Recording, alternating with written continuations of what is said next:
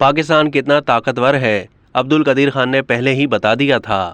پاکستان کو ایٹمی قوت سے ناقابل تسخیر بنانے والے سائنسدان ڈاکٹر عبد القدیر خان نے کہا تھا کہ بھارت نے کبھی بھی جنگ چھیڑی تو پاکستان کے جوابی حملے سے بھارت کا نام و نشان مٹ جائے گا۔ ڈاکٹر عبد القدیر خان نے 27 مئی 1998 کو انکشاف کیا تھا کہ اسی سال 28 مئی کو کیے جانے والے ایٹمی دھماکوں کے پیش نظر پاک بھارت سرحد پر ایٹمی وار ہیڈ نصب کر دیے گئے تھے۔ انہوں نے کہا ایٹمی دھماکوں کے وقت اگر اسرائیل نے بھارت کی سرزمین کو پاکستان کے خلاف جارحیت کے لیے استعمال کیا تو پاکستان اسے اپنے خلاف ایٹمی جنگ تصور کرے گا جس میں بھارت کا وجود صفحہ ہستی سے مٹ سکتا ہے۔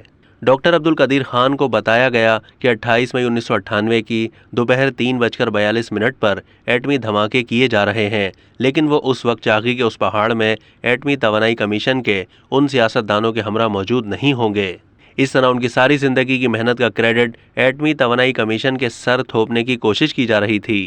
پاکستان کی عسکری قیادت نے ڈاکٹر عبد القدیر خان کو چاغی جانے کے لیے خصوصی طیارہ فراہم کر دیا۔ ساری دنیا جانتی ہے کہ یورینیم کی 95% افزودگی کا سہرا ڈاکٹر عبد القدیر خان کے سر ہے۔ اگر مطلوبہ معیار کے مطابق یورینیم ہی افزودہ نہ ہوتی تو ایٹم بم کیسے بنایا جا سکتا تھا؟ ڈاکٹر خان کی خدمات غیر معمولی ہیں، جو 1975 میں اس وقت کے وزیر اعظم ذوالفقار علی بھٹو کی درخواست پر پاکستان آ گئے اور پاکستان کی ایٹمی قوت بننے کا خواب شرمندہ تعبیر بنا دیا۔ اب تک کے لیے اتنا ہی۔ مزید معلومات کے لیے ڈیلی جنگ کے یوٹیوب چینل کو سبسکرائب کیجیے۔